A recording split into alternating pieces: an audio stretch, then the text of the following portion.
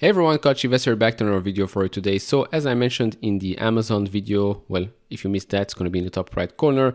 Basically, Amazon, is going into the same business as their partners. They are now going to start to make their own chips in-house when it comes to AWS. If you missed that video, again, top right corner. But I mentioned that, I still haven't actually shared my thoughts on Nvidia. The stock is up 52% since the lows back in October. It also reported earnings. We're going to have a look at that. Some news with regards to Lockheed Martin, and then something interesting with regards to Taiwan. So sit back and relax. Maybe hit that thumbs up button and subscribe if you have not. And if you want to support me on this channel, do check out the link down in the description and in the pinned comment to get the top 10 best stocks to buy now, or go to fool.com/couchinvestor. Make sure to check out all the other links in the pinned comment. So first things first is this piece of news here. So Lockheed Martin, Nvidia to build digital twin of current global weather condition for the National Oceanic and Atmospheric Administration. So another basically case here for digital twins. We've talked about that a lot when talking about Nvidia. We're talking about the Omniverse, the AI capability, and basically, what Nvidia has to offer outside of just its chips. Now, the two companies expect to fully integrate and demonstrate one of the variable data pipelines, sea surface temperature, by September 2023, so just over a year from today. Also, if you have been following Palantir and Lockheed Martin also expanded their partnership. I'm going to make a completely new video about Palantir because it's been a while since I touched on that company. Now, with regards to Nvidia, so as always, we're going to look here quickly over the quarterly revenue trend. Not surprising here to see what has happened. So data center continues to grow, although quarter over quarter, not that much, but at least that segment is not down quarter over quarter, unlike gaming, professional visualization, OEM and others. As we've seen last quarter, auto is picking up, which is a good sign. I expect this segment to obviously grow as we see more EV adoption across the world, as we see more of the traditional cars become actually computers on wheels. Now, with regards to gaming, this was bound to happen, to be honest. In the future, we just have to keep in mind that this segment is cyclical, and whenever we go up a lot, expect it to go down just as much.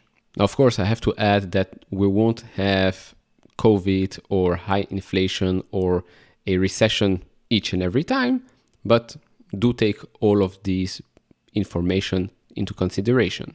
And so when we look at the overall picture of the company, so revenue, which by the way was actually a small beat, earnings per share was a small miss. Now revenue is down 12% quarter over quarter, down 17% year over year.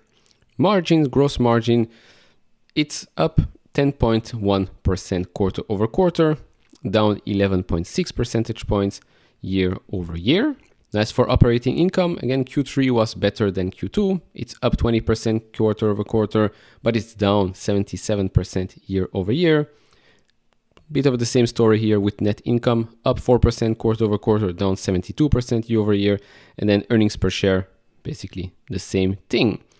Now, this was on a GAAP basis. On a non-GAAP basis, things look a bit better, but overall, the same picture.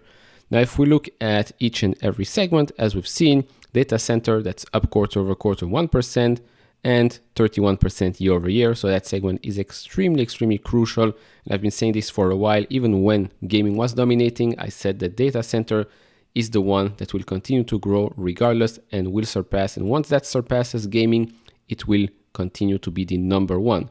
And it shows. Now, of course, I did not think it would happen that quickly, and I did not think that gaming would be down 23% quarter over quarter or down 51% year over year. And the same thing here with professional visualization, that's down 60% quarter over quarter and 65% year over year. Of course, with companies spending a bit less money right now, this was maybe bound to happen. But over time, as companies will see the value that this provides, this segment should pick up as well. Automotive, again, doing what it should be doing. It's up 14% quarter over quarter, 86% year over year. That's great. Now, in total, not a great year for Nvidia, but the same can be said for basically every other big semiconductor company out there. It's down 12% quarter over quarter, 17% year over year. Now, I do want to touch on something under the balance sheet and cash flow segment. If you haven't read through all of this, I'll pick some interesting points. So inventory was $4.45 billion compared to $2.23 billion a year ago and $3.89 billion a quarter ago. Now, inventory increased sequentially, primarily driven by new data center and gaming architecture supply. Outstanding gross inventory purchase and long-term supply obligations were $7.02 billion, up from $6.9 billion a year ago and down from $9.22 billion a quarter ago. Now, prepaid supply agreements were $3.14 billion, the same level as a quarter ago. Other non-inventory purchase obligation of $2.75 billion include $1.59 billion of multi-year and cloud service agreements. DSI was 147 days, up from 82 days a year ago and up from 93 days a quarter ago. Now, of course, we've heard about inventory buildup from many companies out there. So again, this was bound to happen, but it's good to see those numbers right now so we can compare it in the coming quarters to see if things are getting better or worse. Now, another thing I want to touch on, and that's the fact that, well, the dollar is actually weakening right now. It's been a couple of weeks, if not a month now, that the dollar is weakening.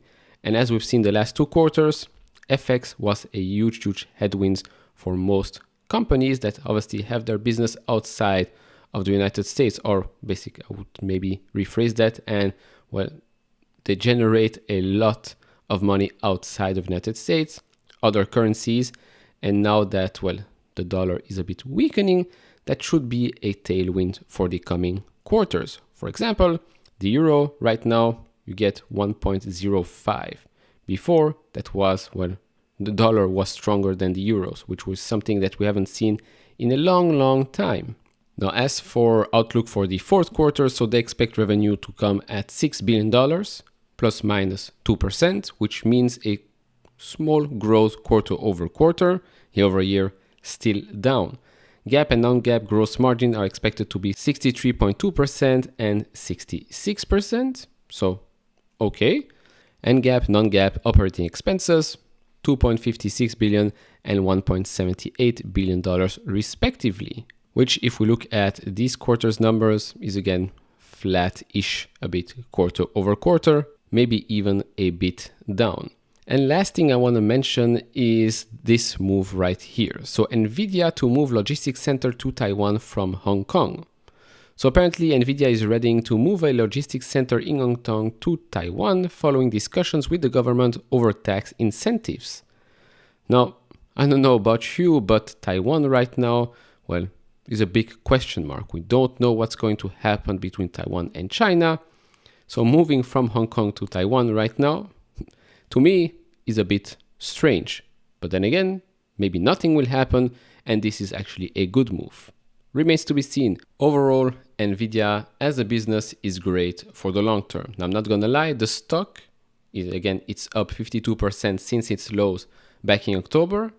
Right now, it's not the cheapest out there. I mean, AMD is much cheaper, and I do think that right now in the current market environment, probably AMD is a better pick for the long term. That does not mean that Nvidia is not a great pick. No, just means that right now it's still expensive, even though it's down quite a lot. Of course, companies' metrics, as we've seen, are down as well. But in the grand scheme of things, the stock price is still high. If you look at the traditional metric, it is still expensive. So again, in the short term, you might get hit. In the long term, I do expect Nvidia to become a much bigger company than it is today. Of course, do share your thoughts down in the comments below. If you enjoy this type of videos, leave it a thumbs up. If you haven't subscribed to this channel, maybe hit that subscribe button, and I'll see you all in the next one. Bye bye.